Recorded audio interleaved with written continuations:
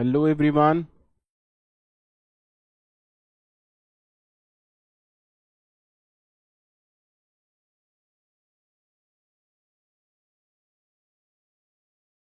कैसे हैं सारे लोग? कैसे हैं सारे लोग? Very good evening. कंपाइलर लात मार रहा है। ठीक है, तो डिफेंस करिए अपना। और कंपाइलर को समझाइए कि देख भाई, हम तो दोस्त हैं, हमको लात ना मारो। आ, तबीयत मेरी अभी सही नहीं है, मतलब क्या कहूँ, महीनों लगेंगे। तो इसीलिए मैं ऑफ नहीं ले सकता हूँ, क्योंकि एक दो महीने का अगर मैंने ऑफ ले लिया तो बच्चों का बहुत बड़ा लॉस हो जाएगा। तो इसलिए ना चाहते हुए भी थोड़ा सा पेन लेना पड़ रहा है। कोई इशू नहीं है। मेरी तबीयत खराब होने से आपके कंटेंट पर फर्क नहीं पड़ेगा। ठीक है, ये मेरा प्रॉमिस है। प्रतीक डीपीपी कीजिए, पीवाईक्यूज करिए। अगर आपको बहुत ज़्यादा क्वेश्चंस करने हैं तो आप सी एफएक्यूज कर सकते हैं। Test your skills in C language भी कर सकते हैं।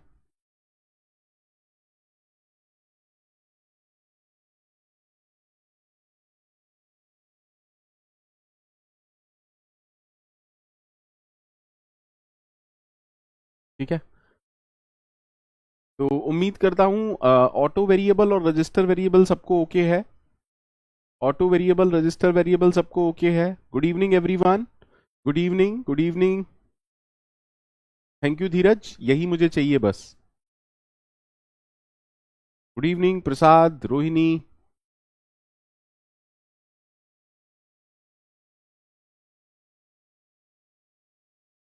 ठीक है, तो आते हैं रजिस्टर वेरिएबल पर। आपके प्लानर के हिसाब से चल रहा है ना सब कुछ? डिले तो नहीं हुआ? आपके प्लानर के हिसाब से चल रहा है, कोई डिले नहीं है आपकी किसी बैच में, है ना? मैं तो अपने सब्जेक्ट की बात कर सकता हूं और सारे सब्जेक्ट की बात भी कह रहा हूं, कोई डिले नहीं होगा। ठीक है सर। अब नेक्स्ट जो स्टोरेज क्लास है वो है स्टैटिक। स्टैटिक के बारे में चार चीजें पहले पढ़ लेते हैं। स्टैटिक के बारे में चार चीजें पढ़ लेते हैं। सर स्कोप क्या है? इसका भी स्कोप क्या है? Block in which they are defined. Block in which they are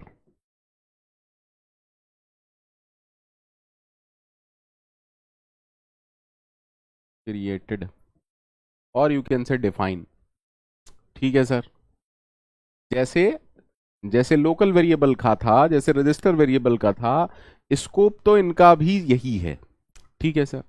but sir what is the life time of static variable? Static variable का लाइफ टाइम क्या है? स्टैटिक वेरिएबल का लाइफ टाइम है थ्रू आउट द प्रोग्राम। यहां पर ये different हो गया, यानी कि आप उसको एक्सेस तो ब्लॉक में ही कर सकते हैं, लेकिन लेकिन लेकिन वो मेमोरी में कब तक रहता है स्टैटिक वेरिएबल? जब तक प्रोग्राम चलता है, that means throughout the program. तो जो प्रोग्राम की लाइफ साइकिल है वही लाइफ टाइम किसका है? स्टैटिक वेरिएबल का है। ठीक है sir. Sir what is the default value? Default value इसकी क्या है? सर स्टैटिक वेरिएबल की डिफॉल्ट वैल्यू 0 है। स्टोरेज एरिया क्या है? स्टोरेज एरिया, स्टोरेज एरिया है इसका स्टैटिक एरिया, या जिसको हम कहते हैं डेटा सेगमेंट।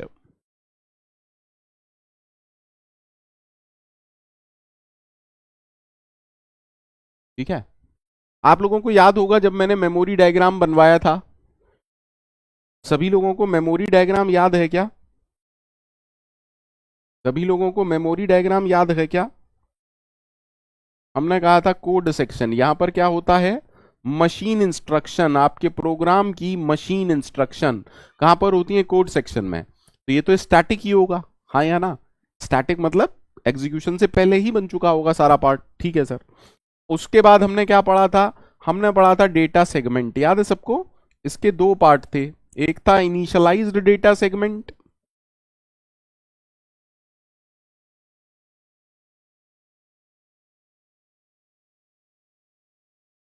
और एक था अनइनिशियलाइज्ड डेटा सेगमेंट।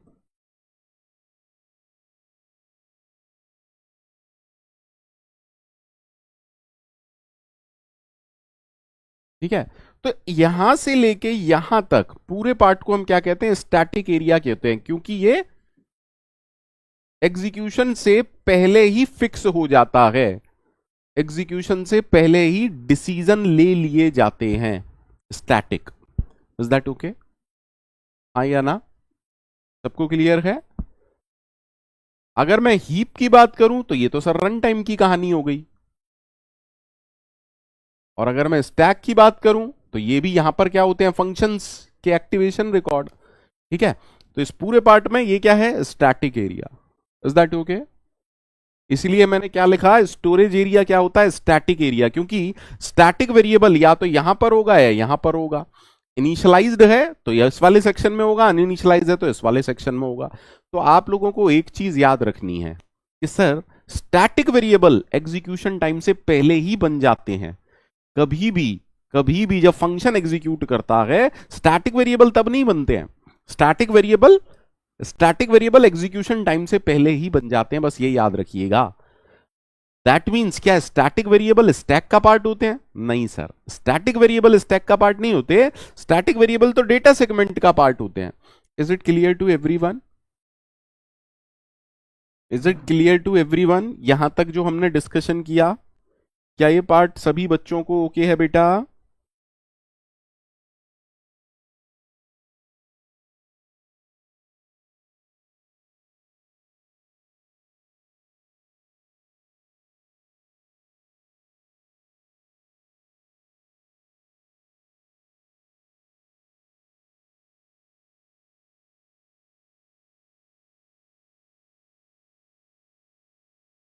आगे बढ़े, चलिए एक सिंपल से प्रोग्राम से कहानी स्टार्ट करते हैं। हमने कहा वॉइड फन, ओके? नहीं, कुछ भी नहीं लेते, सिंपल रखते हैं चीजों को। Static int i is equal to 0 plus plus i print f %d comma i then void main. पक्का ऊपर हैश इंक्लूड stdio.h तो है ही, उसकी बात हम नहीं करेंगे, पर अगर कुछ लोगों को प्रॉब्लम है फर्स्ट ईयर वालों को तो मैं कर देता हूं। ठीक है, ठीक है सर। अब inside main you are calling the function fun 3 times. ठीक, ठीक है, ठीक है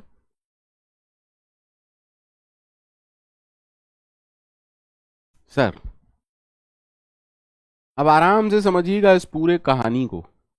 सर स्टैटिक वेरिएबल कब क्रिएट हो जाएंगे? एग्जीक्यूशन से पहले ही क्रिएट हो जाएगा। यानी कि एक स्टैटिक वेरिएबल आई किस फंक्शन का, फन का। तो मुझे बात बताओ, क्या ये लाइन कभी भी एग्जीक्यूशन टाइम पर चलेगी? नहीं सर, ये लाइन कभी भी एग्जीक्यूशन टाइम पर नहीं चलेगी। यानी कि ये लाइन जिंदगी में एक बार ही चलती है, और वो भी एग्जीक्यूशन से पहले ही काम हो जाता है। ठीक है, हाँ या ना? तो पहली इंपॉर्टेंट चीज तो ये याद रखिएगा, नो रीडिक्लेरेशन, नो रीडिक्लेरेशन। स्टैटिक वेरिएबल के केस में रीडिक्लेरेशन सिर्फ एक बार, कोई रीडिक्लेरेशन नहीं होता है। Is that okay? Is that okay? Compile time पर आप ऐसा समझिए कि कंपाइल टाइम पर, अरे प्रोग्राम कंपाइल कब होता है? कंपाइल पहले होता है ना, और कंपाइल टॉप टू बॉटम होता है। तो जब प्रोग्राम कंपाइल हो रहा होता है, स्टैटिक वेरिएबल तभी क्रिएट हो जाता है, ऐसे समझिए। या ये कहूं, स्टैटिक वेरिएबल का डिसीजन तभी ले लिया जाता है। क्लियर है? कोई कंफ्यूजन मत रखना बेटा। ठीक है सर, डन, ओके। अब एग्जीक्यूशन कहां से स्टार्ट होता है? मेन से। तो जब मेन का फन कॉल हुआ सर, प्लस प्लस आई की वजह से, जल्दी से सोच के बताइएगा, प्लस प्लस आई की वजह से आई की वैल्यू 0 से 1 हो जाएगी और ये प्रिंट एफ क्या प्रिंट करेगा, 1 को प्रिंट करेगा। ठीक है। जैसे ही ये ब्रैकेट आया, कंट्रोल मेन के पास वापस गया। हालांकि fun फन फंक्शन खत्म हो गया, लेकिन लेकिन क्या ये वेरिएबल एक्टिवेशन रिकॉर्ड का पार्ट है? क्या ये एक्टिवेशन रिकॉर्ड का पार्ट है? नहीं सर, ये तो डेटा सेगमेंट में स्टोर होता है। हाँ या ना? तो फंक्शन खत्म हो भी गया तब भी उसकी पुरानी वैल्यू परसिस्ट करेगी। Is that okay? तब भी उसकी पुरानी वैल्यू परसिस्ट करेगी। Is that okay to everyone?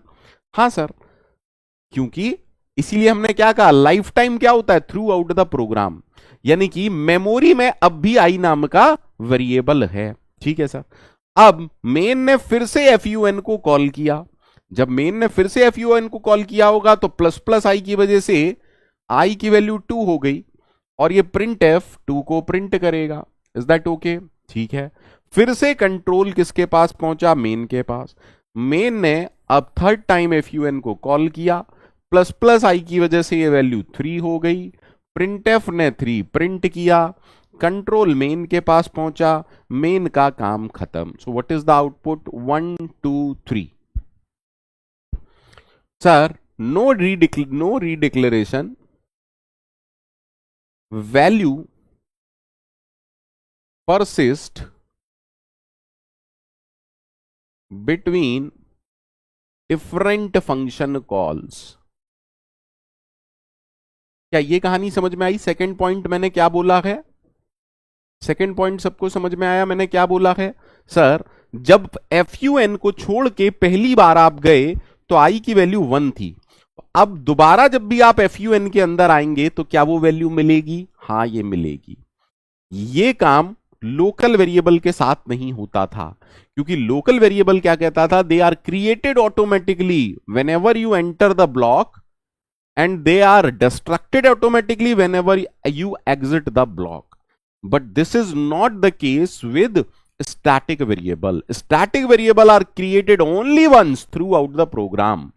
Static variables are created only once throughout the program. Tell me, is that okay?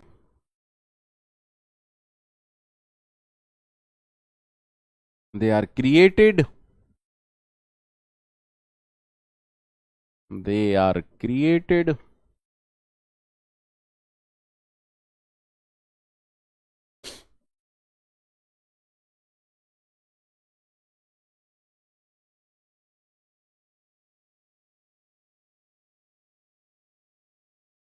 ठीक है। Actually static variable load time पर बनते हैं, हालांकि पर load time and all that समझाना थोड़ा सा अभी आपके लिए सही नहीं होगा।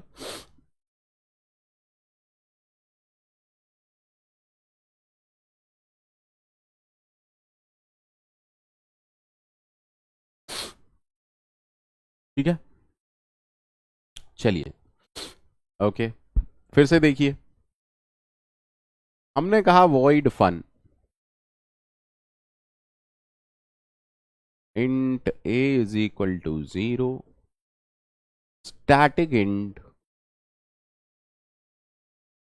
b is equal to 0। ठीक है। हमने कहा plus plus A plus plus B printf percentage D space A comma B. ठीक है। fun के अंदर एक लोकल वेरिएबल है और एक स्टैटिक वेरिएबल है। ठीक है, डन सर। अब हमने कहा वॉइड मेन, मेन का एक लोकल वेरिएबल है, चलिए 10 कर लेते हैं इसको।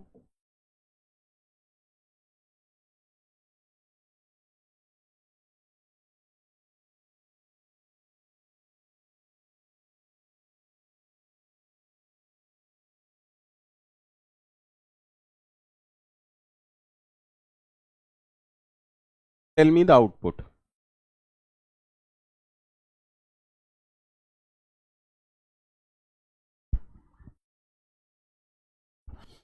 देवराज, मैं आपको यही बता रहा हूँ कि हेल्थ मेरी इतनी जल्दी इंप्रूव होने वाली नहीं है। मतलब वर्स्ट फेज में हूँ लाइफ के। अगर मैं आपको रिपोर्ट दिखाऊंगा अपनी तो आप कहोगे सर ये हो क्या रहा है, कोलेस्ट्रॉल, ईएसआर, सीआरपी, है ना, लीवर। हाँ हाँ। तो एक बार तो, इस बार तो मुझे भी डर लग गया है कि इतना ज्यादा हेल्थ खराब हो चुकी है।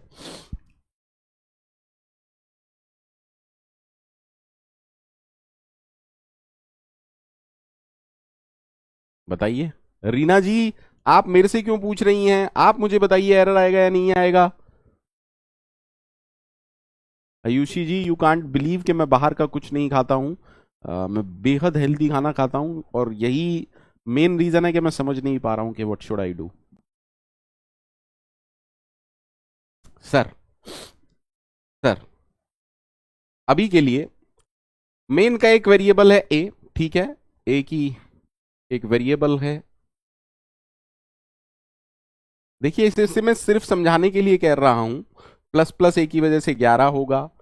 एफ यू एन क्या करेगा? एफ यू एन जब पहली बार आएगा तो ए नाम का वेरिएबल, क्योंकि लोकल वेरिएबल है, 0 क्रिएट होगा। एक बी वेरिएबल है, इज दैट ओके? किसका? एफ यू एन का।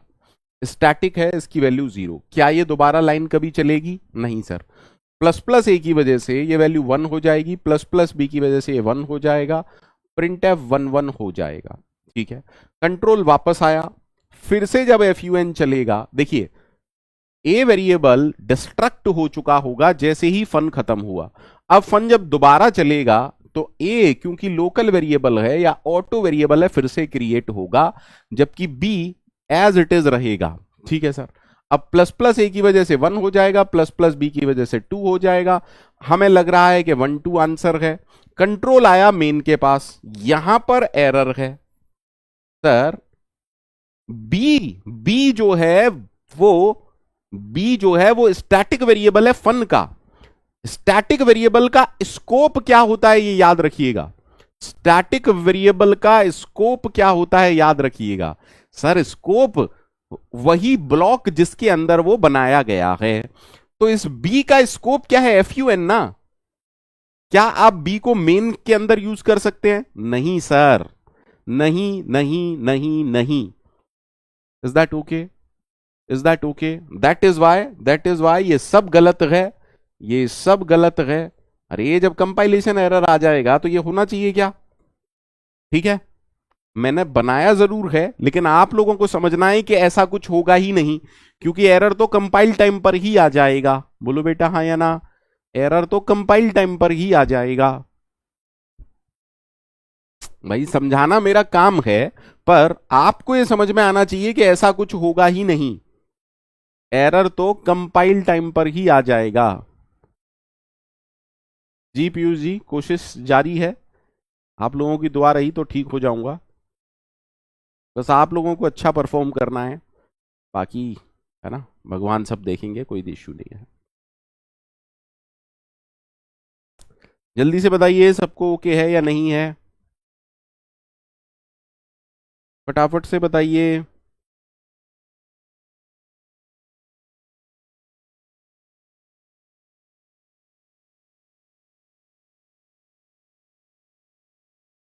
ओके है?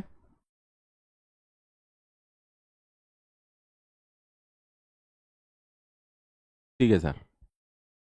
अब आते हैं सर ग्लोबल वेरिएबल पर। किस पर? Global variables. हम स्टैटिक वेरिएबल रिकर्शन में दोबारा पढ़ेंगे, क्योंकि सबसे ज्यादा जो टफ टाइप का क्वेश्चन होता है रिकर्शन पर, वो recursion along with static variable होता है।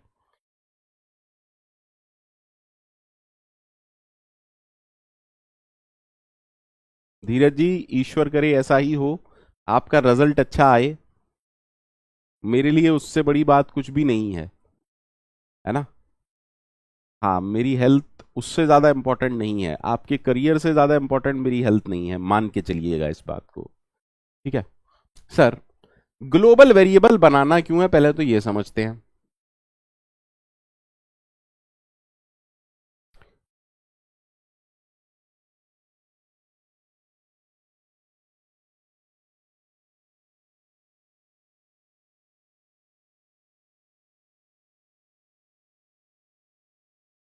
सर किसी भी सी के प्रोग्राम में बहुत सारे फंक्शंस होते हैं, ठीक है। कोई मेरे से बार बार टेस्ट सीरीज के बारे में पूछ रहा है, भैया एक बात समझिए, टेस्ट सीरीज का पर्पस मार्क्स लाना नहीं है। टेस्ट सीरीज का पर्पस है जितनी भी आप सिली मिस्टेक्स कर रहे हैं वो एग्जाम में ना करें।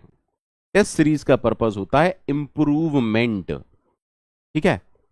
ठीक है, तो आप पहली चीज तो ये समझिए कि दो चार टेस्ट, जो चार टेस्ट शुरू के, जैसे क्रिकेट में होता है, शुरू में दो चार बॉल तो आदमी देखता है, अच्छा बॉलिंग सही हो रही है ना, ऐसी बॉलिंग हो रही है ना।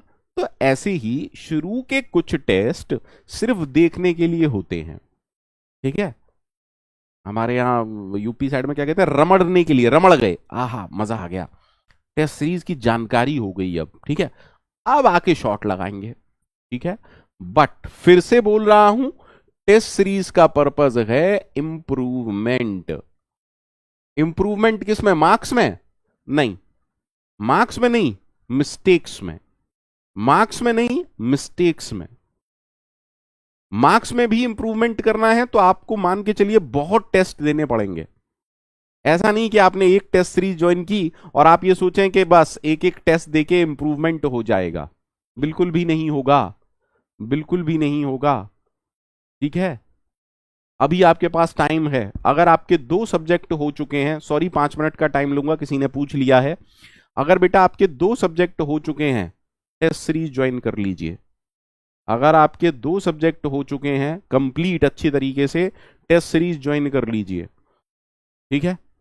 अगर आप ढंग की रैंक लाना चाहते हैं, मिनिमम दो, ज्यादा से ज्यादा तीन, दो से लेके तीन टेस्ट सीरीज ज्वाइन कर लीजिए, मिनिमम दो सबको करनी है टेस्ट सीरीज ज्वाइन, ठीक है। क्योंकि मान लो आपने एक कोई टेस्ट सीरीज ज्वाइन की, टॉपिक वाइज उसमें एक टेस्ट दिया आपने, है ना, एक समझ में ही नहीं आया, एक में गलतियां हो गई, तो आपको इंप्रूवमेंट करने का मौका कब मिलेगा, दूसरी वाली टेस्ट सीरीज में, ठीक है। तो कम से कम दो टेस्ट सीरीज सबको ज्वाइन करनी है। कब ज्वाइन करनी है ये मत सोचिएगा अगस्त सितंबर या जब सिलेबस हो जाएगा, नहीं, टेस्ट सीरीज ज्वाइन करने का सही टाइम होता है जैसे ही आपके दो सब्जेक्ट कंप्लीट हो गए, ठीक है, ज्वाइन कर लीजिए कोई ना कोई टेस्ट सीरीज, ठीक है। बेटा एक बात बताओ, हजारों बच्चे प्रिपेयर करते हैं, हजारों बच्चे प्रिपेयर करते हैं, अरे हजारों को तो हम ही पढ़ा रहे हैं, हजारों को तो हम ही पढ़ा रहे हैं, सबको मैं, हम सबको सेम फैकल्टी पढ़ा रहे हैं, मैं पढ़ा रहा हूँ, डोयला सर पढ़ा रहे हैं, देवा सर पढ़ा रहे हैं, विजय सर पढ़ा रहे हैं, रेस्पेक्टेड खलील सर पढ़ा रहे हैं, सतीश सर पढ़ा रहे हैं, सबको सेम फैकल्टी पढ़ा रही है, पर सबकी रैंक सेम आएगी क्या, सबकी रैंक सेम आएगी क्या, नहीं, नहीं। और उसमें मेजर पार्ट क्या होता है, आपका हार्डवर्क तो है ही, आपका हार्डवर्क तो है ही, मेजर पार्ट जो होता है बेटा वो टेस्ट सीरीज, पीवाईक्यू क्वेश्चंस का होता है और रिवीजन का होता है। सिलेबस तो हजारों बच्चे कंप्लीट कर लेते हैं, बिलीव मी, झूठ नहीं बोल रहा हूं, टाइम पास नहीं कर रहा हूं। सिलेबस जितने लोग भी कोर्स परचेज किए हैं, मान के चलिए 90% परचेज कोर्स खत्म कर ही लेगा, है ना, 90% बच्चा सिलेबस कंप्लीट कर लेगा, लेकिन उनमें से रैंक कौन लाएंगे, पता है ना, जो सबसे आगे रहेंगे किसमें, PYQs, test series, revision, consistency, ठीक है, ठीक है। चलिए क्लास के बाद अपन डिस्कस करेंगे ये सारी चीजें, पहले इधर देख लेते हैं। आयुषी ऐसा कौन सा सब्जेक्ट है जो आपको समझ में नहीं आ रहा, आई डोंट थिंक सो कि ऐसा कोई सब्जेक्ट हो सकता है। हाँ मेरा सब्जेक्ट हो सकता है, मैं मान सकता हूँ, मैं बहुत अच्छा नहीं पढ़ाता हूँ, पर मेरे बाकी के फैकल्टीज तो सारे अच्छा पढ़ाते हैं।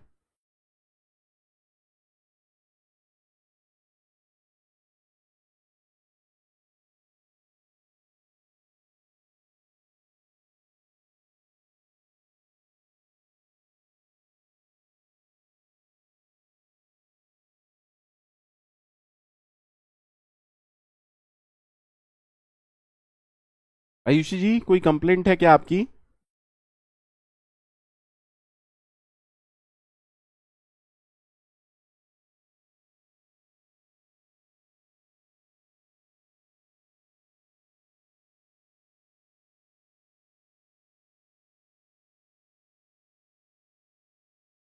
आयुषी जी आप मेरे से कनेक्ट कर लीजिएगा अगर कोई भी प्रॉब्लम है। देखो आप लोग मेरे छोटे भाई बहनों, सभी फैकल्टीज के लिए आप बहुत छोटे हो और यहां पर हम आप लोगों के लिए हैं।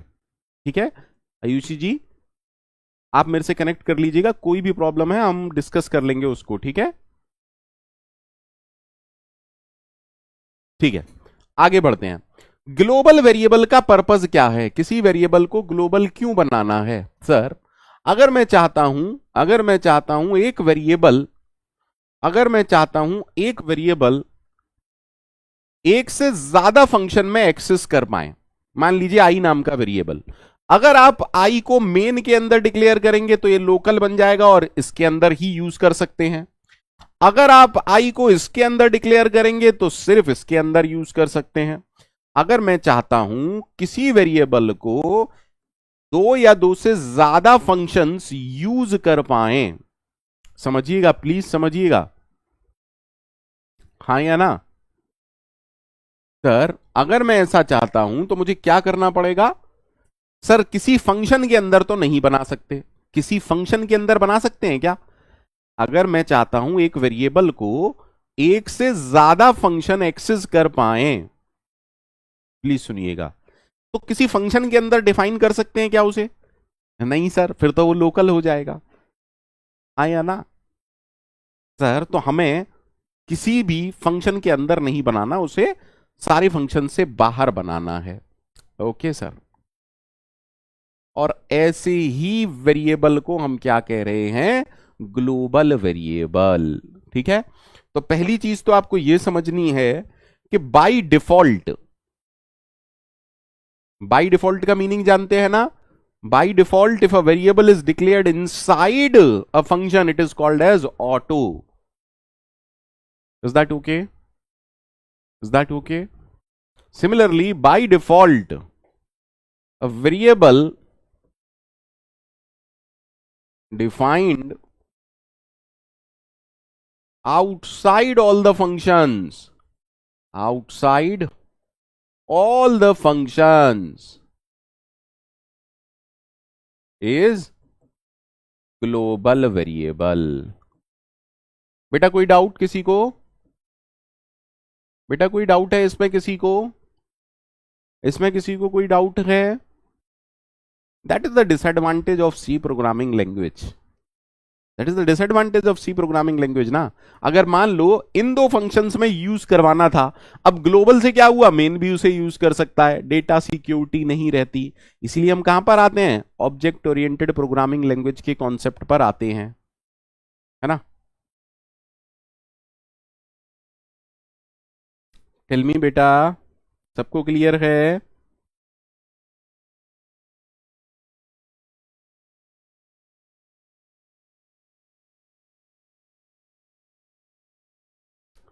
ठीक है ना? ठीक है सर, अब हमने कहा कि भैया int x is equal to 0, ठीक है, then we write a function like f, okay, plus plus x print f percent d comma x। ठीक है sir, void g plus plus x print f percent d comma x, void main plus plus x, f को call किया, then g को call किया, then print f percent d comma x। ठीक है, पहले समझते हैं। देखो कंपाइलेशन कहां होता है? कंपाइलेशन हमेशा होता है टॉप टू बॉटम। यहां पर कंपाइलर को x मिल गया, आपने x को डिफाइन कहां कर दिया? यहां पर, ठीक है। आपने एक्स को यहां पर डिफाइन कर दिया और हम यहां पर यूज कर रहे हैं, तो अगर यूज करने से पहले डिफाइन कर दिया कोई प्रॉब्लम है? कंपाइलर चीखेगा क्या? नहीं सर, कंपाइलर को पता है अरे there is some x, everything is okay, क्योंकि यहां पर डिफाइन कर दिया और डिफाइन करने के बाद कहीं पर भी अगर उसे यूज करते हैं, any problem in this case, any problem in this case, no problem sir. ठीक है सर, कोई टेंशन नहीं है। अच्छा, let's see the rest part, दूसरा पार्ट समझने का प्रयास करते हैं।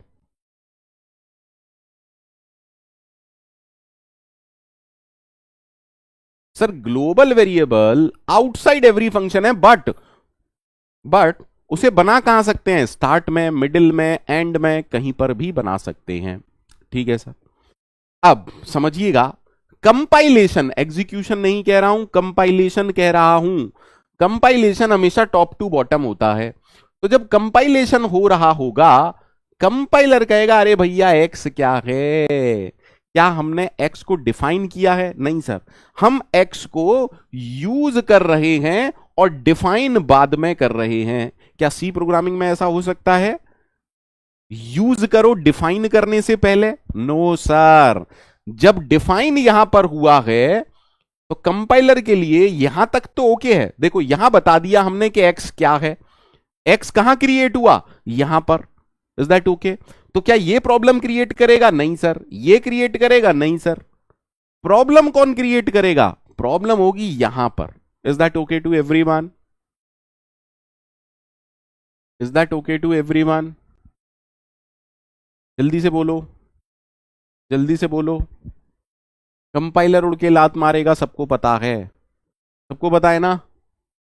अरे बोलो, कंपाइलर लात मारेगा या नहीं मारेगा? ऑफ कोर्स मारेगा सर, कंपाइलर जान ले लेगा। हाँ या ना? आपको अच्छे से याद है, टू अवॉइड कंपाइलेशन एरर हम क्या करते थे? वही यहां पर करेंगे। बोलो बेटा। Sir to avoid compilation error हम क्या करेंगे? Forward declaration. किसका कर रहे हैं फॉरवर्ड डिक्लेरेशन? ग्लोबल वेरिएबल का फॉरवर्ड डिक्लेरेशन कर रहे हैं। अच्छा, गड़बड़ कहां हो रही है? गड़बड़ यहां हो रही है। तो ये हमने कर दिया, एक कीवर्ड है एक्सटर्न। अब व्हाट इज दिस? ये क्या है? सर ये फॉरवर्ड डिक्लेरेशन है। किसका? किसका? ग्लोबल वेरिएबल का। Is that okay?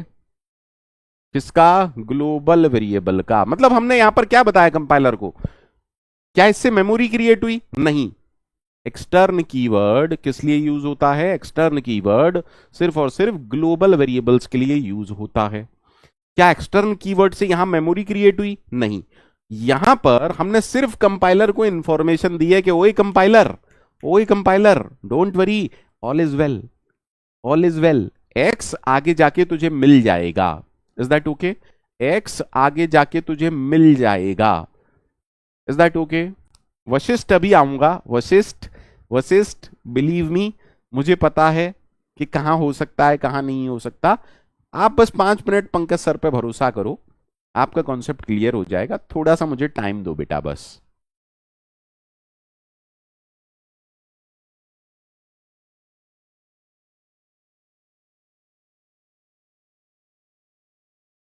ठीक है, अब कोई प्रॉब्लम है? नहीं सर, कोई प्रॉब्लम नहीं है। अच्छा, अब कहानी को समझिएगा, कहानी को समझिएगा। हमने कहा कि यार ग्लोबल वेरिएबल तो कहीं पर भी बन सकता है, ग्लोबल वेरिएबल तो कहीं पर भी बन सकता है। हाँ या ना?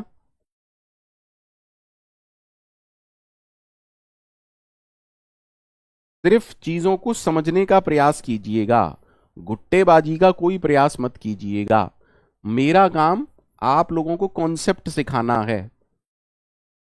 सर अब सर, क्योंकि एक्स आपने डिफाइन यहां पर किया है, तो इससे नीचे के कोड में तो कोई प्रॉब्लम नहीं होगी। कहां प्रॉब्लम होगी? कहां प्रॉब्लम होगी? रोशनी बेटा, यही तो बता रहा हूं। एक्सटर्न कीवर्ड ग्लोबल वेरिएबल के फॉरवर्ड डिक्लेरेशन के लिए यूज हो रहा है। रोशनी आराम से पढ़िए, ठीक है सर। जब कंपाइलेशन होगा टॉप टू बॉटम तो कंपाइलर यहां एरर देगा। एरर ना दे उसके लिए हम क्या कर रहे हैं, उसके लिए हम कंपाइलर को यहां पर इतनी बात बोल दे रहे हैं कि कंपाइलर परेशान मत हो, एक्स नाम का ग्लोबल वेरिएबल प्रोग्राम में आगे जाके मिल जाएगा। Is that okay? एक्स नाम का ग्लोबल वेरिएबल आगे जाके मिल जाएगा। हम कंपाइलर को क्या कह रहे हैं कि देख भाई ये जो एक्स हम यूज कर रहे हैं वो कैसा है, ग्लोबल।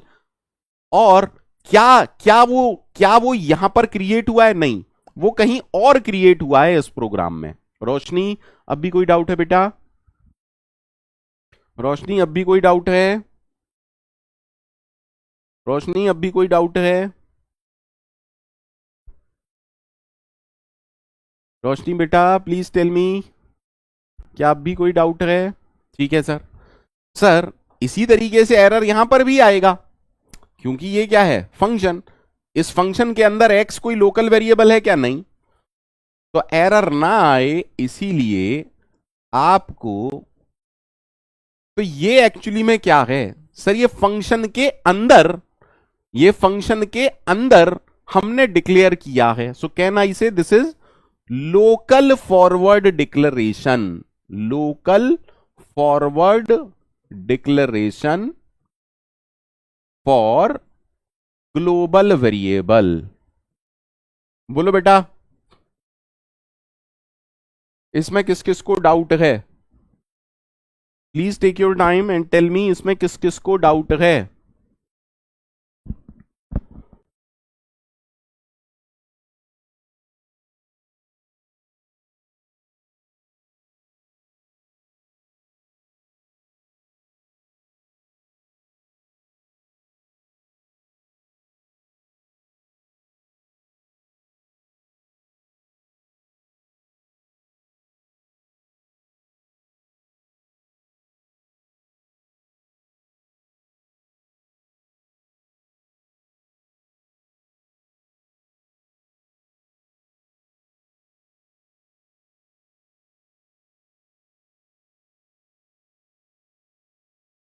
जी हाँ रोहल राहुल सिंह जी, ऑफ कोर्स।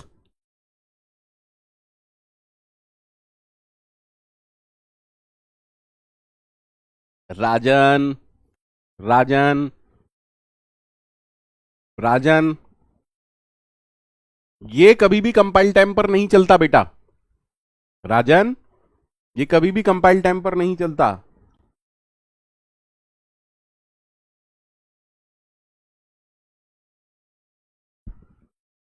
ठीक है।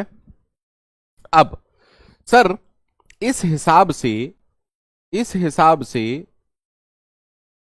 अगर ग्लोबल वेरिएबल कहीं भी बन सकता है, देखो प्रैक्टिकली, प्रैक्टिकली जब आप सॉफ्टवेयर बनाते हैं तो उसमें एक दो फंक्शन नहीं होते, उसमें हजारों फंक्शनैलिटी होती हैं। वर्स्ट केस में क्या हो सकता है? टेल मी, वर्स्ट केस में क्या हो सकता है? Sir in worst case, in worst case what could happen is, देखो हमें ऐसा करना नहीं है लेकिन क्वेश्चन पूछा जा सकता है।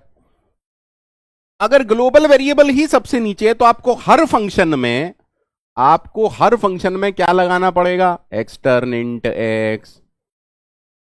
अभी किसी का डाउट आ रहा था, बेटा थोड़ा सा वेट किया करो मेरे पढ़ाने का। सर हर फंक्शन के अंदर हमें लोकल डिक्लेरेशन करना पड़ा, हर फंक्शन के अंदर हमें लोकल डिक्लेरेशन करना पड़ा। सर इससे बेहतर क्या होता?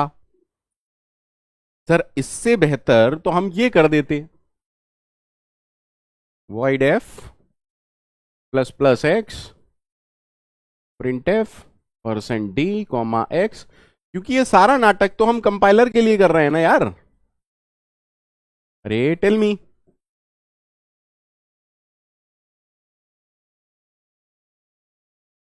ये सारा नाटक किस लिए किया है? कंपाइलर के लिए भाई। तो इतनी बार लोकल डिक्लेरेशन करो। एक्चुअली होता क्या है अभी समझाऊंगा आपको, काफी सारी चीजें हैं।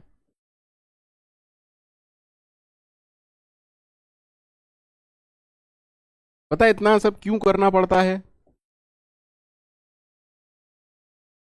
ताकि आपका दिमाग कन्विंस हो जाए।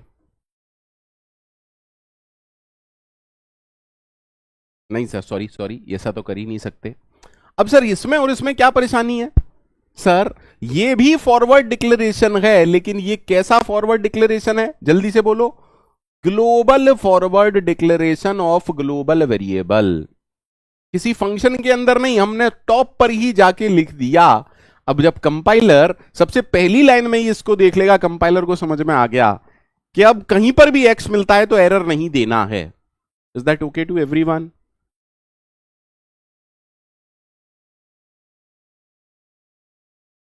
डाउट क्लियर हुआ? जो लोग परेशान हो रहे थे, जो लोग परेशान हो रहे थे उनका डाउट क्लियर हुआ भैया?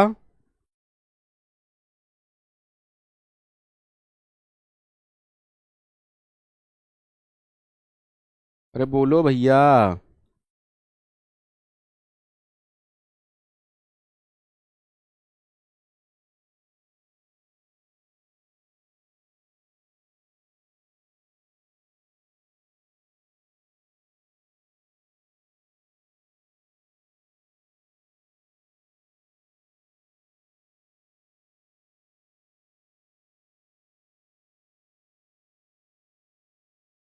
ठीक है sir.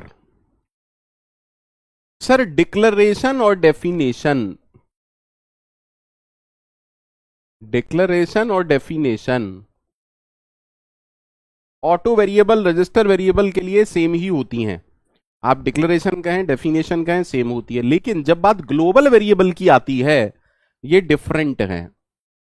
Different terms for global variables.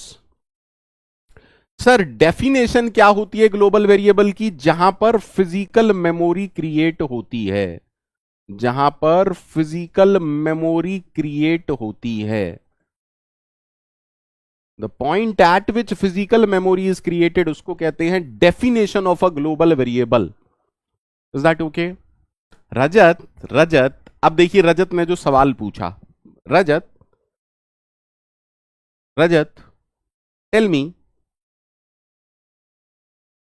रजत, रजत जी आप मुझे बताइएगा, रजत ये क्या है? क्या यहां पर एक्स क्रिएट हुआ है? नहीं, ये तो हमने कंपाइलर को इन्फॉर्म किया है कि देख भाई आगे एक एक्स आने वाला है। एक्सटर्न कीवर्ड से मेमोरी क्रिएट नहीं होती है, इसलिए उसको मैं डिक्लेरेशन कह रहा हूं। Rajat, Rajat this is the definition of, this is the definition of global variable. क्योंकि यहां पर इस पॉइंट पर मेमोरी क्रिएट होगी। But coming to this is declaration. Auto variable के लिए डिक्लेरेशन डेफिनेशन सेम है, रजिस्टर वेरिएबल के लिए डिक्लेरेशन डेफिनेशन सेम है। ठीक है, सिर्फ ग्लोबल वेरिएबल के लिए डिक्लेरेशन और डेफिनेशन अलग टर्मिनोलॉजी है। ठीक है, इज दैट ओके? चलिए, point number one, point number one. Sir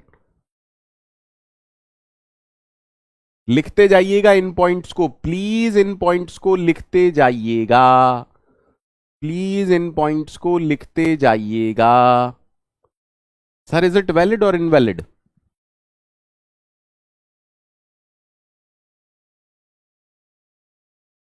अगीरू कैसी बातें कर रहे हो? दो बार डिफाइन कहां हुआ है बेटा? दो बार डिफाइन कहां हुआ है? इस कोड में दो बार डिफाइन कहां हुआ है बेटा? कैसी वाहियात बातें कर रहे हो? दो बार कहां डिफाइन हुआ है? बेवकूफों जैसी बातें ना किया करो। Sir it is invalid.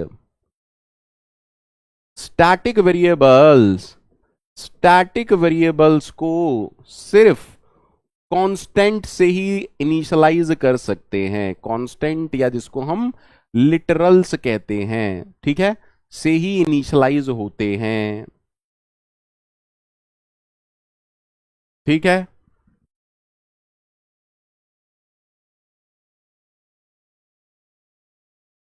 Is that okay? Is that okay? Sir अगर कोई फंक्शन है फन, क्या उसके अंदर सेम टाइप का वेरिएबल बना सकते हैं? कैसी बातें कर रहे हो सर? कैसी बातें कर रहे हो सर? आप लोग बताइए, बना सकते हैं या नहीं बना सकते?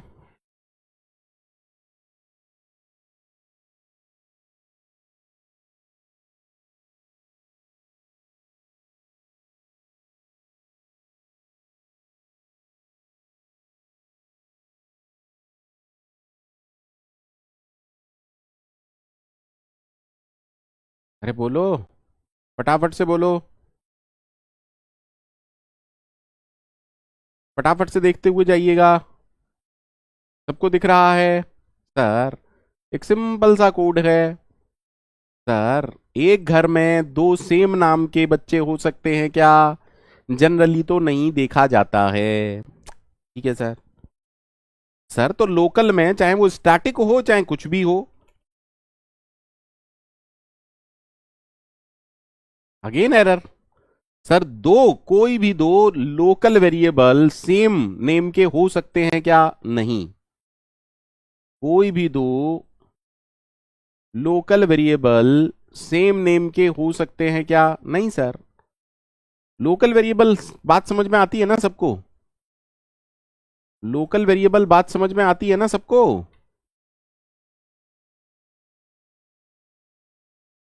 ठीक।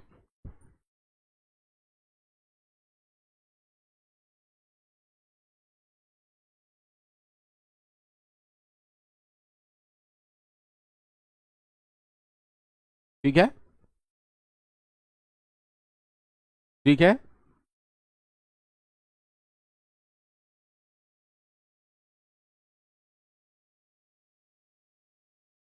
उम्मीद करता हूं यहां तक सबको ओके होगा। अब कहानी ये आती है, क्या हम स्टैटिक वेरिएबल को ग्लोबल बना सकते हैं? क्या हम स्टैटिक वेरिएबल को ग्लोबल बना सकते हैं? बिल्कुल बना सकते हैं। क्या हम स्टैटिक वेरिएबल को ग्लोबल बना सकते हैं? आप लोग बताइए, चलिए पहले आप लोग बताइए पहले।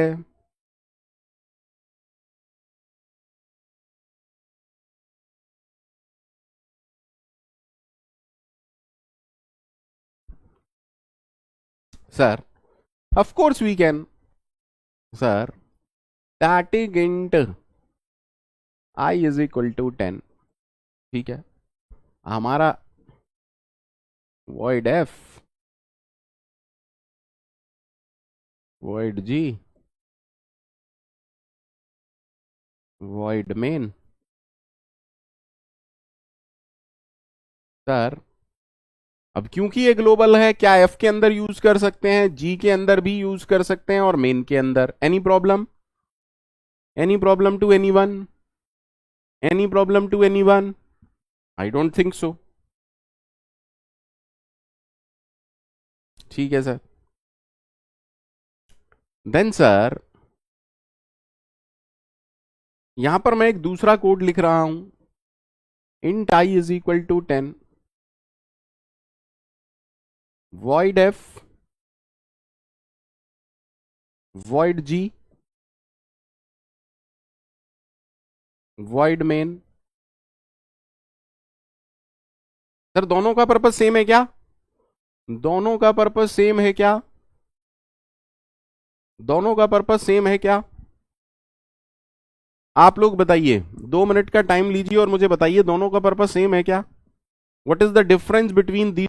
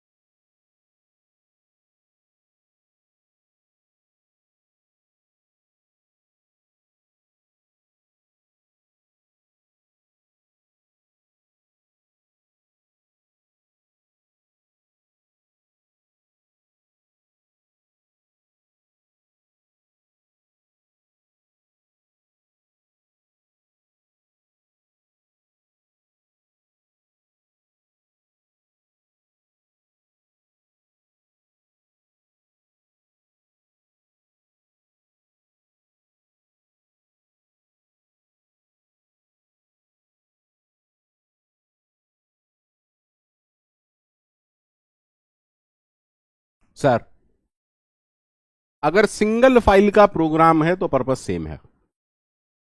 अगर सिंगल फाइल प्रोग्राम है देन एवरीथिंग इज ओके।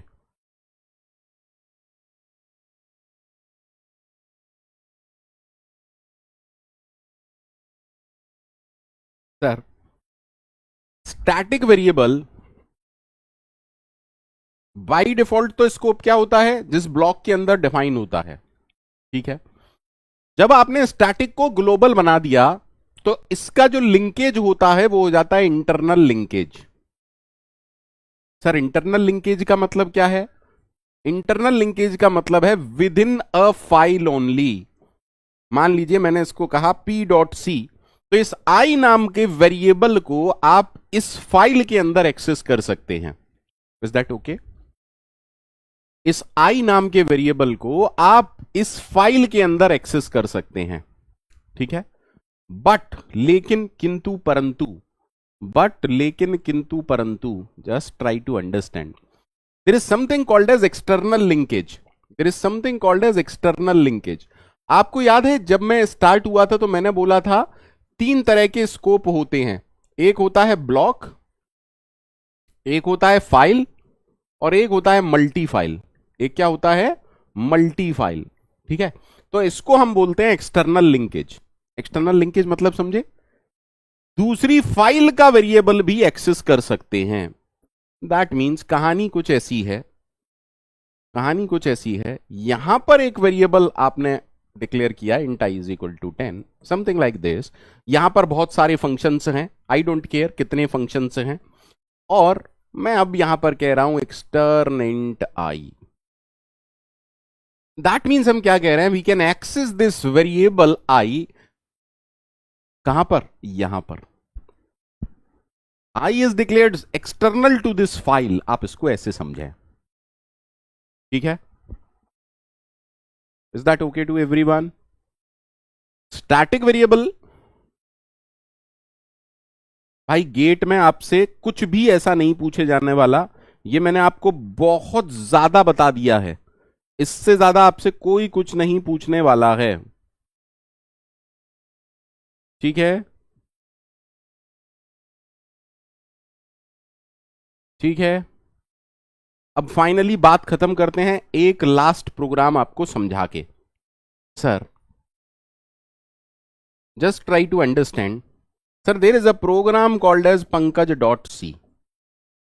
ठीक है, आपको याद होगा मैंने बताया था, लेकिन अब और डिटेल में बता रहा हूं क्योंकि अब आप एक्सटर्न कीवर्ड को जानते हैं और समझते हैं।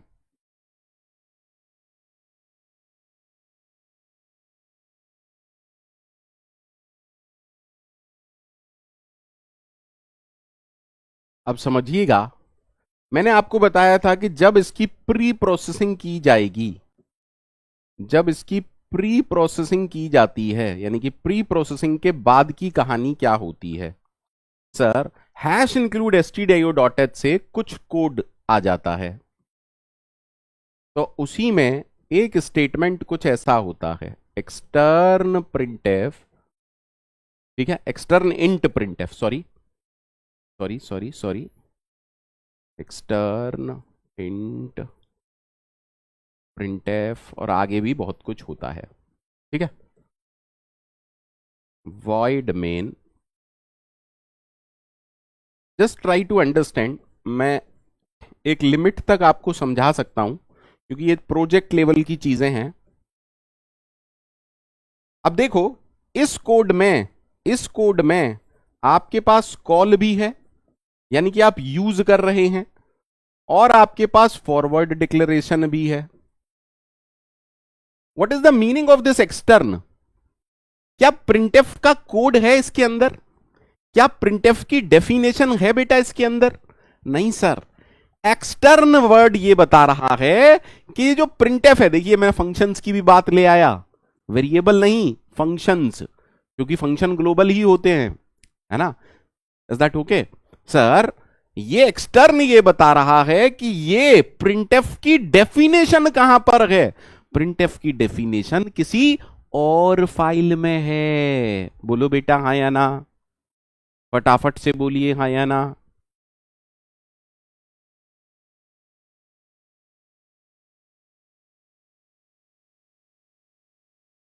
तो जब आप कंपाइल कर देते हैं, अब देखिए ये सारा मशीन कोड है, मैं यहां लिख रहा हूं लेकिन है सब ये मशीन कोड। तो इस कोड के अंदर जो डॉट ओ फाइल है, मैं दिखा रहा हूं लेकिन है सब ये मशीन कोड। इसके अंदर क्या है, प्रिंटएफ का फॉरवर्ड डिक्लेरेशन है, प्रिंटएफ की कॉल है, हाँ या ना। अब एक दूसरी फाइल है, बताओ बेटा कौन सी, सर प्रिंटएफ डॉट ओ नाम की, जिसके अंदर प्रिंटएफ की क्या है, डेफिनेशन है, हाँ या ना। External linkage. तो एक्चुअली लिंकर का काम क्या है वो अब आपको समझ में आएगा। लिंकर डेफिनेशन, फॉरवर्ड डिक्लेरेशन और कॉल को सिंगल फाइल में कर दिया, लिंक कर दी सारी की सारी चीजें। तो सर एक्सटर्न कीवर्ड तो सर लिंकर के लिए होता है और हम फालतू की चीजें पढ़ते रहते हैं। Is that okay to everyone? Is that okay to everyone? 2 minute का टाइम लीजिए, आराम से समझिए और मुझे बताइए चीजें क्लियर हैं या नहीं है।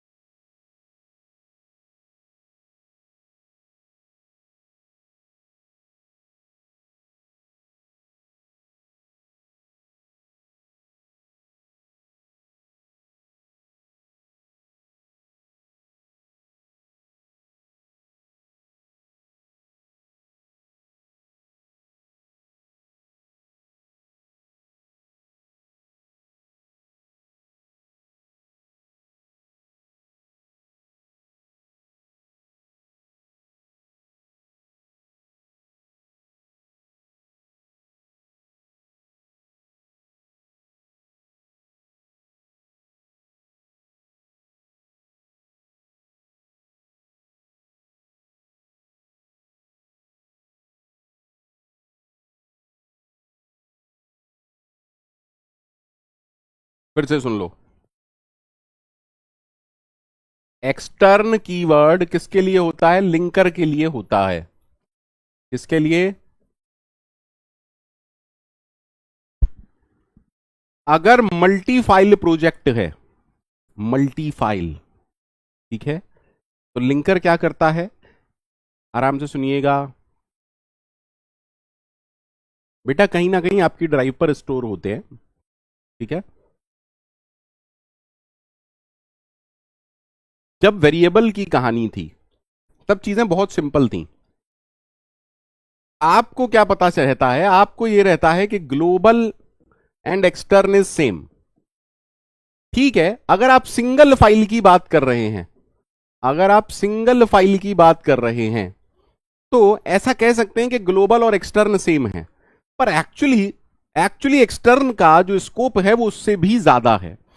एक्सटर्न या ग्लोबल वेरिएबल का जो लिंकेज होता है वो होता है एक्सटर्नल लिंकेज। एक्सटर्नल लिंकेज मतलब अपनी फाइल से बाहर, अपनी फाइल से बाहर। सिंपल सा कॉन्सेप्ट है, दिक्कत यह है कि आज आप पहली बार पढ़ रहे होंगे, ठीक है। सिंपल सा कॉन्सेप्ट था। और मैंने ये एग्जांपल मैंने सिर्फ इसलिए लिया क्योंकि प्रैक्टिकली ये है, दिस इज प्रैक्टिकल। सर जब आप कोड कंपाइल कराते हैं, इस कोड में मेन की डेफिनेशन है कहीं पर? नहीं सर। इस कोड में मेन की डेफिनेशन है कहीं पर? नहीं। लेकिन ये एक्सटर्न कीवर्ड अब किसके लिए है, ये एक्सटर्न कीवर्ड लिंकर के लिए है, क्योंकि इस फाइल के अंदर प्रिंटएफ की डेफिनेशन नहीं है, तो कंपाइलर को तो एरर दे देना चाहिए। अरे जस्ट ट्राई टू अंडरस्टैंड। नहीं सर,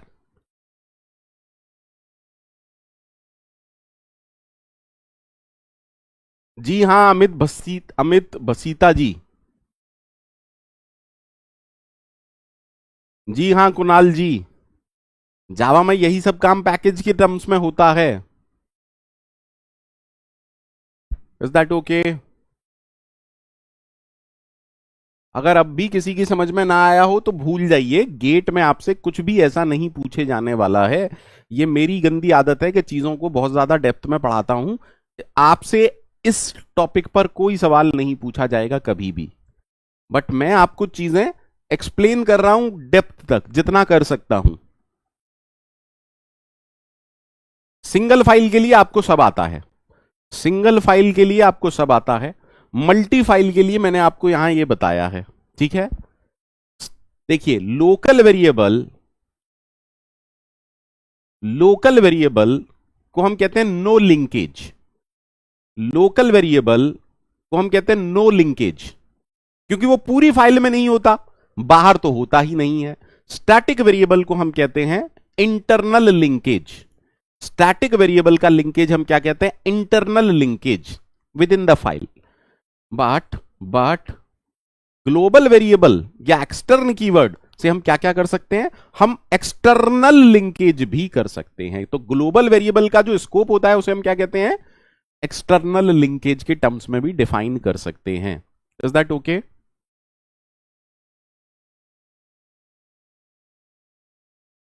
बताओ भैया कितने लोगों को ओके है?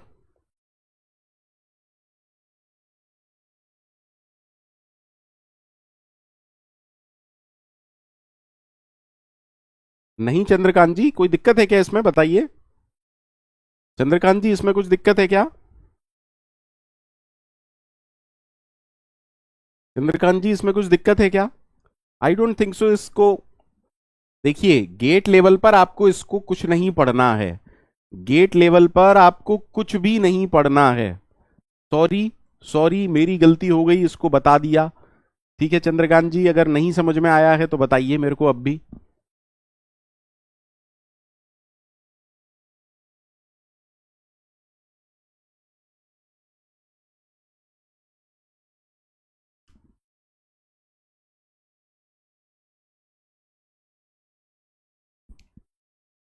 नहीं चंद्रकांत जी, गेट के सिलेबस में नहीं है। Chandrakant ji, this is not in the syllabus of GATE. ठीक है, this is not in the syllabus of gate.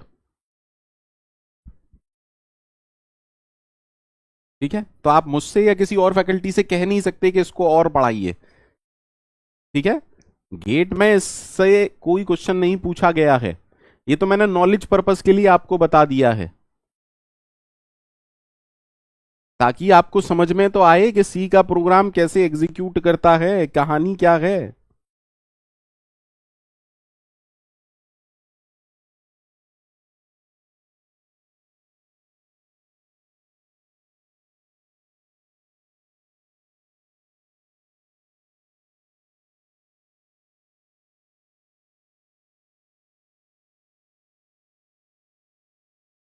Okay है सबको?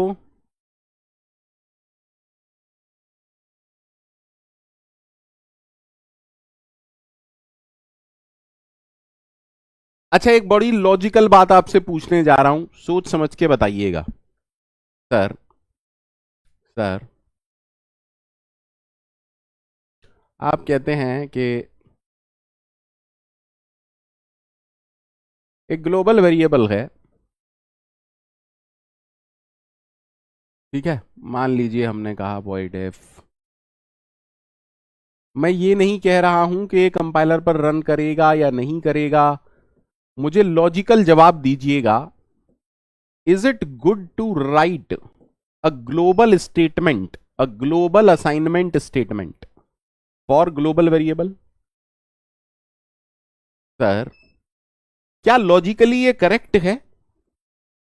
मैं लॉजिकली बातें पूछ रहा हूं, किस कंपाइलर पर क्या आंसर आएगा, वार्निंग आएगी, एरर आएगा, मैं वो बात पूछ ही नहीं रहा। मैं सिर्फ ये पूछ रहा हूं क्या लॉजिकली दिस इज ओके और नॉट।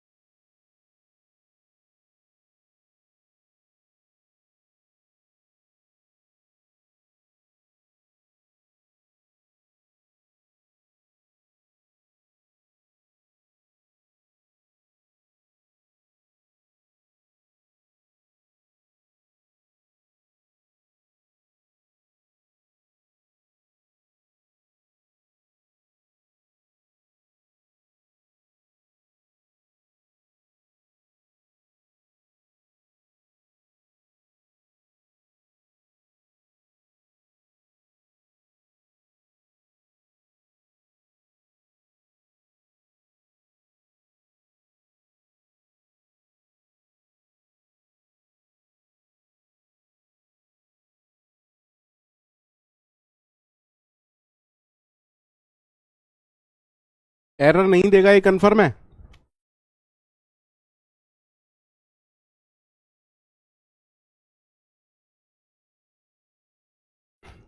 चलिए इधर देखिए, आराम से देखिएगा।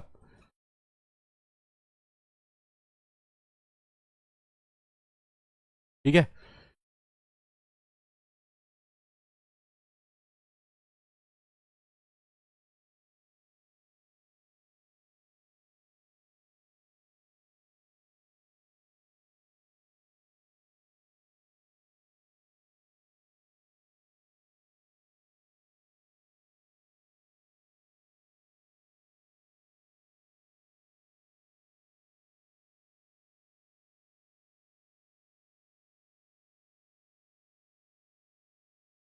सबको दिख रहा है स्क्रीन?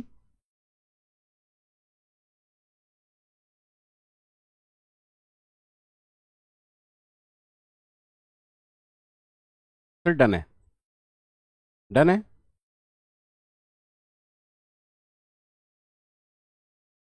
डन है, कोई दिक्कत? अरे बोलो, कोई दिक्कत?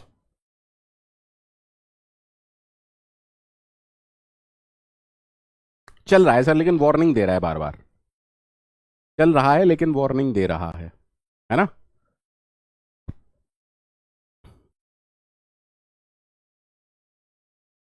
अब देखो, जैसे ही मैंने इसको स्टैटिक किया,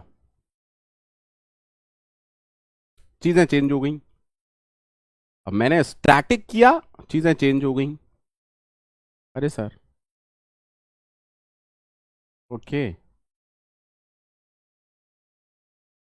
कोई मुझे बताएगा क्यों ऐसा हो रहा है?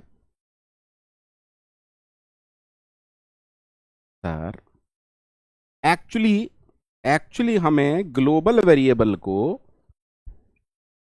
इस तरीके से कोई असाइनमेंट स्टेटमेंट नहीं देना चाहिए,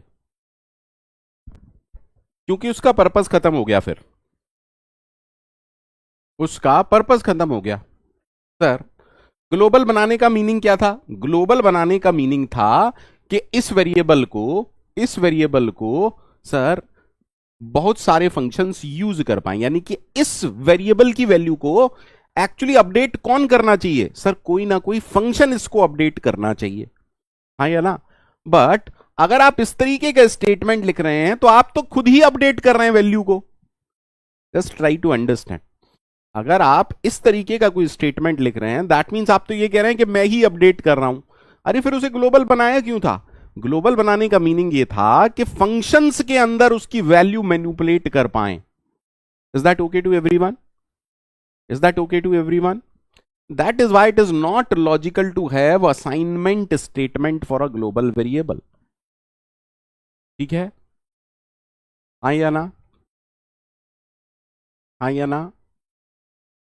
स्टैटिक के साथ में एरर क्यों आया? क्योंकि स्टैटिक तो ये कहता है, प्लीज सुनिएगा, सुनिएगा, स्टैटिक के साथ एरर आया और ग्लोबल के साथ वार्निंग आई, क्योंकि ग्लोबल वेरिएबल को हो सकता है आप किसी और फाइल में यूज कर लें, हाँ या ना?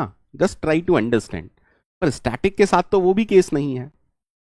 ठीक है, नहीं धीरज जी, गेट में ऐसा कोई क्वेश्चन नहीं पूछा जाएगा। नॉलेज पर्पस के लिए बता रहा हूं, पढ़ लीजिए। नॉलेज पर्पस के लिए बता रहा हूं, पढ़ लीजिए। आप अपने नोट्स में बस यही रखिएगा, ठीक है, कि ग्लोबल, चाहे वो स्टैटिक हो चाहे ग्लोबल हो, हमें हमें कोई भी ग्लोबल असाइनमेंट स्टेटमेंट नहीं देना चाहिए। ठीक है, हालांकि यहां warning I, but still still still जब आप सॉफ्टवेयर इंडस्ट्री में जाए, मतलब अगर, वैसे तो सी प्लस प्लस में आजकल बहुत ही कम इंडस्ट्री हैं जो काम कर रही हैं, है ना, बट फिर भी the concept is clear to everyone?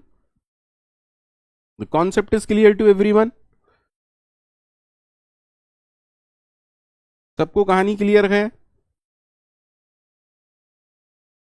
सबको कहानी क्लियर है बेटा?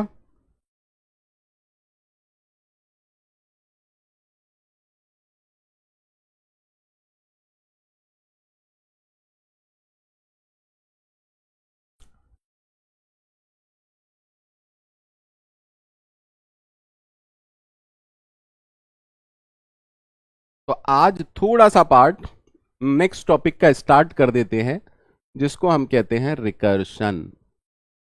बहुत ही इंटरेस्टिंग टॉपिक है, बेहद इंटरेस्टिंग टॉपिक है।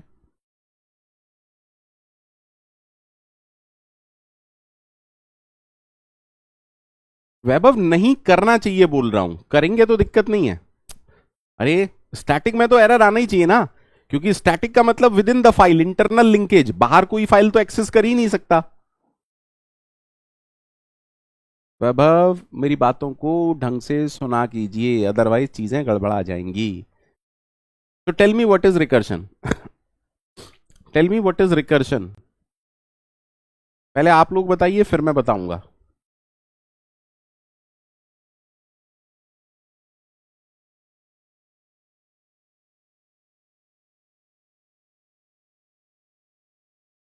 एक्सटर्न का बाई डिफॉल्ट वैल्यू नहीं होता, ग्लोबल का बाई डिफॉल्ट वैल्यू होता है 0।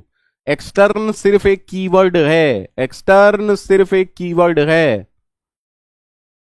अरे ऐसी बातें मत बोला करो, when ever a function call itself. अगर आप ऐसा बोल रहे हो तो फंक्शन कॉल करता ही रहेगा। ये नॉन टर्मिनेटिंग डेफिनेशन है, ठीक है। सुन लीजिए आराम से। Sir whenever an operation is defined in terms of itself that is set to be recursion. किताबी ज्ञान की बातें बिल्कुल नहीं करेंगे। Whenever an operation is defined in terms of itself it is set to be recursion. मैं recursion 3 example से समझाता हूं, 2 या 3 एग्जाम्पल। पहले देखते हैं एग्जाम्पल नंबर 1। एग्जाम्पल नंबर 1, ठीक है, आराम से देखिएगा। सर सर मेरे पास एक वर्ड है, मुझे इसका मीनिंग नहीं पता। प्लीज आराम से समझिएगा, बाकी किताबी ज्ञान की बातें सब करा दूंगा। रिकर्शन आपका फेवरेट टॉपिक बन जाएगा, मेरा प्रॉमिस है, ठीक है। सर मेरे पास एक वर्ड है, मैंने इस वर्ड का मीनिंग देखने के लिए डिक्शनरी में देखा। We are looking into the dictionary, looking into dictionary. English to English dictionary है, मैं इसका मीनिंग देखने के लिए, ठीक है।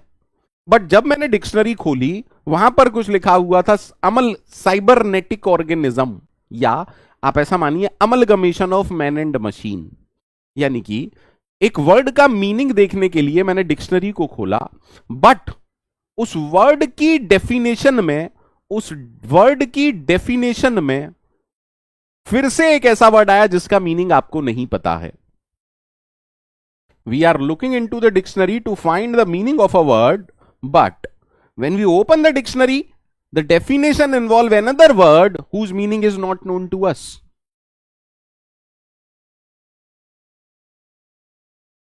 मुझे नहीं पता इसकी स्पेलिंग सही भी है या नहीं, सिर्फ समझने का प्रयास कीजिएगा। तो क्या मुझे इसका मीनिंग पता चला? नहीं सर। अब मैं अमलगमेशन का मीनिंग देखूंगा। कैसे पता करूंगा अमलगमेशन का meaning? Sir again I will look into the dictionary to find the meaning of this word. Am I right? Am I right? And again let us assume, जब आप इसका मीनिंग देखते हैं तो एक वर्ड फिर से आपको ऐसा मिलता है जिसका मीनिंग आपको नहीं पता। Please try to understand. मेरे पास एक वर्ड था जिसका मीनिंग मुझे नहीं पता था, उसके लिए मैंने डिक्शनरी खोली, जब उसका मीनिंग देखा फिर से एक ऐसा वर्ड मिला जिसका मीनिंग मुझे नहीं पता, उसके लिए डिक्शनरी खोली, फिर से एक ऐसा वर्ड मिला जिसका मीनिंग मुझे नहीं पता, फिर से डिक्शनरी में देख रहे हैं। Please try to understand. अब हम क्या करेंगे? Sir we will look into the dictionary. Is that okay to everyone? हाँ या ना? Is that okay to everyone? And finally, let us suppose we know the meaning of this word. अब आराम से देखिएगा। सर ये किसका वेट कर रहा है? ये वेट कर रहा है कि इसका मीनिंग पता चल जाए। और ये किसका वेट कर रहा है? ये वेट कर रहा है कि इसका मीनिंग पता चल जाए। और ये वेट कर रहा है कि इसका मीनिंग पता चल जाए। समहाउ कभी ना कभी तो खत्म होगा। क्या हमें सारी डिक्शनरी देखनी पड़ेगी? नहीं सर। जो जो वर्ड रास्ते में आए हैं बस उनका मीनिंग पता करना है। Is that okay? अब जैसे ही इसका मीनिंग पता चला, हमें किसका मीनिंग पहले पता चलेगा? इसका। और इसका मीनिंग पता चलते ही किसका मीनिंग पता चलेगा? इसका। और इसका मीनिंग पता चलते ही किसका मीनिंग पता चलेगा? इसका। थोड़ा सा कॉन्सेप्ट दिमाग में गया क्या? थोड़ा सा कॉन्सेप्ट दिमाग में गया क्या? थोड़ा सा कॉन्सेप्ट दिमाग में गया क्या मेरे बच्चों के?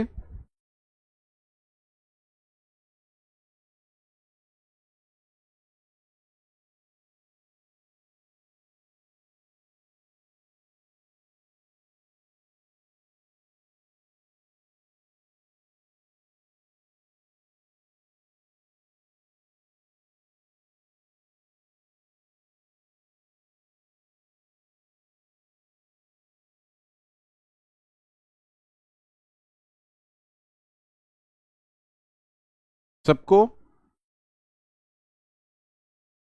आयुषी, अभी मैंने फंक्शन बोला ही नहीं है। आयुषी, बच्चे किताबी ज्ञान मत करो, मत करो, हाथ जोड़ रहा हूं बेटा आपके। जो समझा रहा हूं पहले उसको एंजॉय करो। हमेशा ना, हमेशा स्टोरी में ये मत सोचा करो कोई कीवर्ड पकड़ लूं। स्टोरी को भी कभी कभार एंजॉय करना चाहिए। पहले स्टोरी एंजॉय करो, ठीक है बेटा? स्टोरी एंजॉय करो। ये सोचा करो पंकज सर पढ़ाते पढ़ाते कुछ नहीं है, कहानी बड़ी मस्त सुनाते हैं, तो कहानी सुनो आप आराम से। जब कहानियां पूरी हो जाएंगी आप कहोगी अच्छा ये रिकर्शन था। बस मेरा काम ये है, ठीक है? Example number 2, example number 2। Sir, अब सारे बैचेस चल रहे हैं, बहुत कुछ हम पढ़ा रहे हैं, आप लोग भी अपना बेस्ट दे रहे हैं, गेट का एग्जाम होगा, अच्छी रैंक आएंगी, ठीक है? अब मान लीजिए हमने अवार्ड सेरेमनी या एक गेट टुगेदर के लिए सभी लोगों को बुलाया, सभी लोगों को नोएडा हमने बुलाया, ठीक है? मान लीजिए हजारों, क्योंकि यार हजारों बच्चे तो पढ़ ही रहे हैं हमारे पास, हमारे हजारों बच्चे तो हमारी पास पढ़ ही रहे हैं ना। हाँ सर, हजारों बच्चे आ गए, 7-8 हजार से भी ज्यादा बच्चे आ गए, ठीक, ठीक है? अब डोयला सर और ये मैं खड़े हुए हैं, ठीक? डोयला सर ने कहा पंकज सर यार इनको काउंट करो कितने हैं। अब यार मेरी हालत खराब, डोयला सर ने तो कह दिया पंकज सर काउंट करो यार कितने हैं। Doyla sir is very good friend of mine, ठीक है, मतलब बहुत पुरानी दोस्ती है। डोयला सर ने मेरे से कहा पंकज सर इनको काउंट करो। मैंने कहा यार अब कैसे काउंट करूं, ठीक है? हाँ सर। अब बच्चे थोड़ी बहुत तो मेरी सुनते हैं, जानते हैं, रावण टाइप आदमी है, तो मैंने बच्चों से कहा मेक अ क्यू, एक लाइन में खड़े हो जाइए, ठीक है? बच्चे एक लाइन में खड़े हो गए, बच्चे एक लाइन में खड़े हो गए। अब मेरे पास बहुत तरीके हैं, मेरे पास बहुत तरीके हैं उन बच्चों को काउंट करने के लिए, ठीक है? सारे तरीके आप लोग देखिएगा। पहला तरीका, मैं उनकी रो के सामने खड़ा हुआ और इस तरीके से काउंट करने लग गया, वन, जैसे मैडम या सर करते हैं जब आप स्कूल में होते हैं, 1 2 3 4 5 6 7 8 9 10, 511, 512, मर जाऊंगा, खत्म हो जाऊंगा। अरे 5-7 हजार बच्चे कहां से काउंट कर पाऊंगा? मैं कर पाऊंगा? सबसे बड़ी प्रॉब्लम एक तो आई साइड वीक और हाइट कम है मेरी, तो जैसे ही एक लंबा लड़का आएगा वो खेल जाएगा मुझसे सर हमसे आगे नहीं बढ़ पाओगे, ठीक है? ठीक है।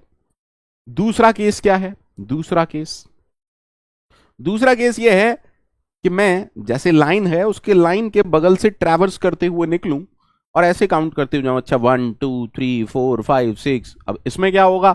अरे लास्ट तक पहुंचते पहुंचते बस चारों खाने चित पड़े होंगे सर, 7-8 हजार बच्चे। एम आई राइट और नॉट? एम आई राइट और नॉट? हाँ या ना? इटरेटिव अप्रोच थी एक्चुअली, ये इटरेटिव लूप टाइप की, आई एम काउंटिंग, ठीक? हाँ हाँ विश्वजीत, वही तो कह रहा हूं, वापस भी आना होगा। अब विश्वजीत हो सकता है वापस ले आए मेरे को। विश्वजीत अगर मैं बेहोश हो जाऊं तो आप मुझे उठा के है ना वापस ले आइएगा आदर्श कह रहा बाइक ले लेना सर, बहुत बढ़िया, ठीक। अब देखिए सबसे best method, sir Doyla sir ने हमसे पूछा है, please try to understand, Doyla sir asked me how many students are there.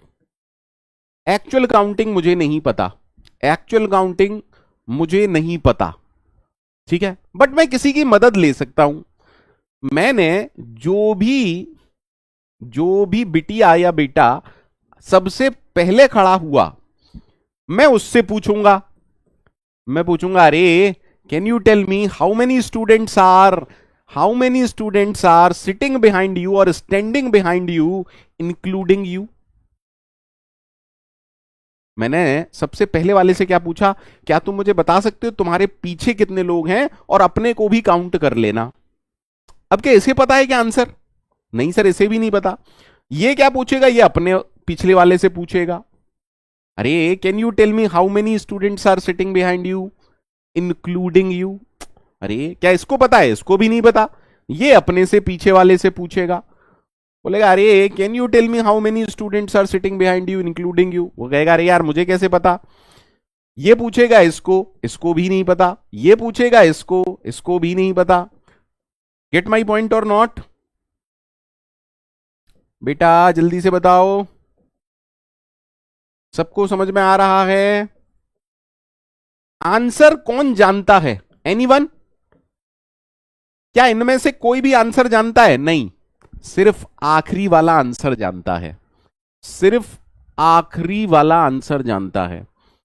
जब ये आखिरी वाले से पूछेगा तो आखिरी वाला कहेगा अरे no one is sitting behind me and I am also a person, तो वो अपने आगे वाले को क्या जवाब देगा? बोलेगा वन। ये इसको क्या जवाब देगा? बोलेगा वन।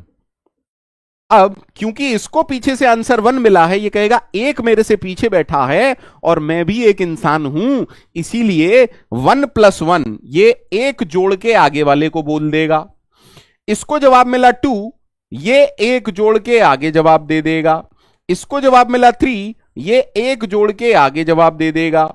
ये एक जोड़ के आगे जवाब दे देगा। ये एक जोड़ेगा, ये एक जोड़ेगा। अब ये फाइनली मुझको क्या आंसर देगा? 8। क्या इसने सही आंसर दिया? समझाने के लिए मैंने 8 स्टूडेंट लिए हैं, पर आपको समझ में आया कॉन्सेप्ट या नहीं? कितना सिंपल था। देखिए रिकर्शन कितना बड़ा टूल है, ये इसी एग्जांपल से आपको समझ में आ जाना चाहिए। मैं वहीं का वहीं रहा। हम सब ने एक दूसरे की मदद की। हम सब ने एक दूसरे की मदद की। हम सब ने एक कॉमन गोल के लिए काम किया। रिकर्शन बस यही है। आप ऐसा समझ सकते हैं, रिकर्शन का मतलब हजारों लोग, many many robots, many drones, many people are working together. Recursion क्या है? Many people are working together, और हर इंसान कुछ काम खुद करता है और बाकी का रिकर्शन पर छोड़ता है। मुझे बताइए, इसमें इसमें हर इंसान ने क्या काम किया? प्लस वन करने का। जो भी आंसर उसके पास आता था वो उसमें एक जोड़ के आगे दे देता था। एम आई राइट और not? So recursion, in recursion various people are working together. Every person performs some piece of work done and rest is performed by recursion.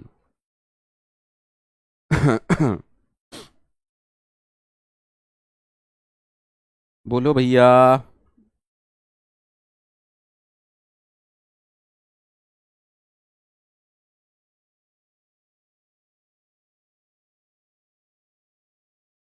ठीक है। अच्छा, कहानी पूरी चेंज हो जाती अगर सिर्फ एक स्टूडेंट होता। कहानी पूरी चेंज हो जाती। क्या मुझे कुछ भी काम करना पड़ता? क्या मुझे रिकर्शन करना पड़ता? अरे सर, इजी हो गया ना, इजी प्रॉब्लम। क्या मैं डायरेक्टली डॉलर सर को आंसर दे सकता था? आराम से समझिएगा सर, किसी भी प्रॉब्लम को आप दो तरीके से डिफाइन कर सकते हैं, इजी और hard. If there is only one student and Dola sir ask me Pankaj sir count करो कितने, I will say Dola sir 1। Is that okay और नॉट? इज दैट ओके और not? That means sir sir sir you need to understand that कोई भी recursion में हमेशा दो case involve होते हैं। If the input is small,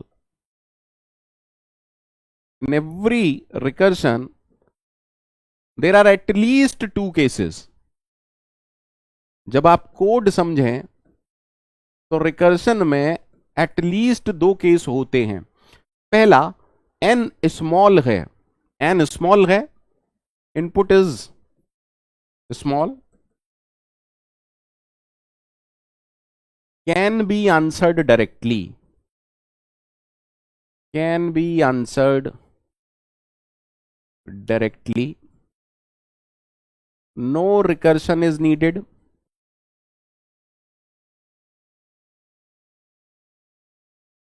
that is called a easy problem। हाँ या ना? ये कौन सा केस है जिसको हम कह रहे हैं when input is small, when input is small. अब इनपुट नंबर ऑफ स्टूडेंट हो सकते हैं, कोई नंबर हो सकता है, या कुछ और हो सकता है, ठीक है। बट एल्स का मीनिंग क्या है? एल्स का मीनिंग क्या है? इनपुट इज लार्ज, हाँ या ना? If the input is large we can not answer directly. Dola sir ने जब पूछा मेरे से, मेरे पसीने छूट गए कि कैसे जवाब दूंगा। Can not be answered directly.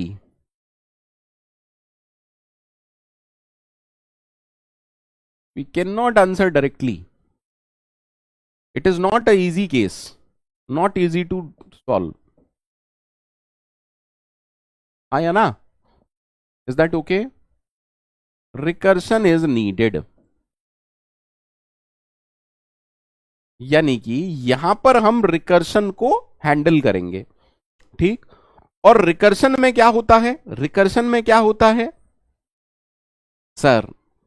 Sir, her call कुछ काम खुद करती है और बाकी का रिकर्शन पर छोड़ती है। मैं यहां हिंदी में लिख दे रहा हूं, हर कॉल कुछ काम खुद करता है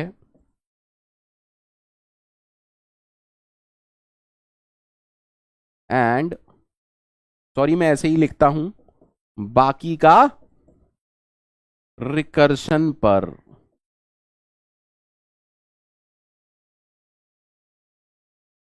Every call perform a small unit of work done and the rest is performed by recursion. अगर आपको रिकर्शन अपना फेवरेट टॉपिक पढ़ना, समझना, बनाना है, तो आपको बस ये स्लाइड समझ में आनी चाहिए। मुझे बताइए ये स्लाइड कितने लोगों की समझ में आ गई है भैया? ये स्लाइड आप में से कितने लोगों की समझ में आ गई है? क्या रिकर्शन थोड़ा सा समझ में आया सभी लोगों को? क्या रिकर्शन थोड़ा सा समझ में आया सभी लोगों को?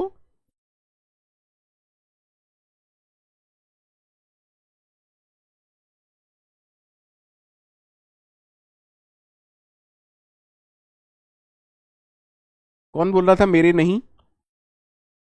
फर्स्ट ईयर का है क्या कोई जो बोला मेरे नहीं? कौन है यार, फर्स्ट ईयर का कोई है क्या?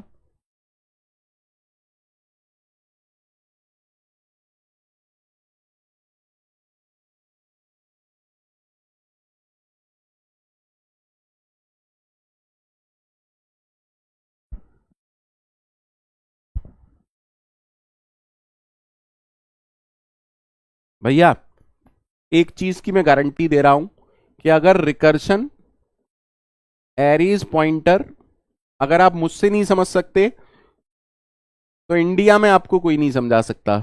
गारंटी दे रहा हूं, ओवर कॉन्फिडेंट नहीं हूं, गारंटी दे रहा हूं। अगर आप रिकर्शन, एरीज एंड पॉइंटर मुझसे नहीं सीख पाए, किसी से नहीं सीख पाएंगे, गारंटी दे रहा हूं,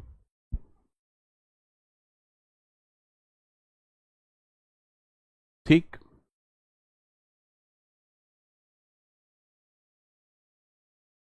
मेरे कुछ टॉपिक बहुत अच्छे हैं, बाकी के तो मैं कहता ही नहीं कि अच्छे हैं, मैं तो कहता हूं मैं खराब पढ़ाता हूं,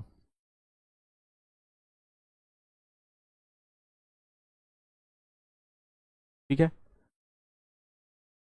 आज के लिए इतना ही समझिए, कल हम रिकर्शन पर फिर से काम करेंगे। कल हम रिकर्शन पर फिर से काम करेंगे, ठीक है।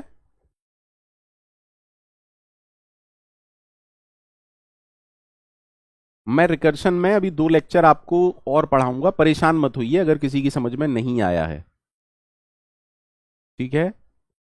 रिकर्शन को पढ़ाने का बेस्ट तरीका यही है, एंड बिलीव मी मैं आपको बीच में नहीं छोड़ूंगा। अगर किसी को नहीं भी समझ में आया है तो कल आ जाएगा या परसों आ जाएगा, परेशान मत होइएगा, ठीक है।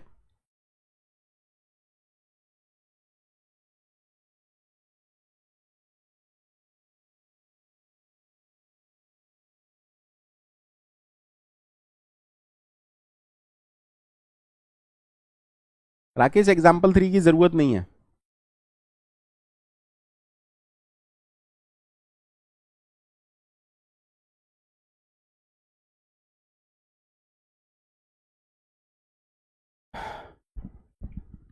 ठीक है, चलिए bye bye, take care, good night.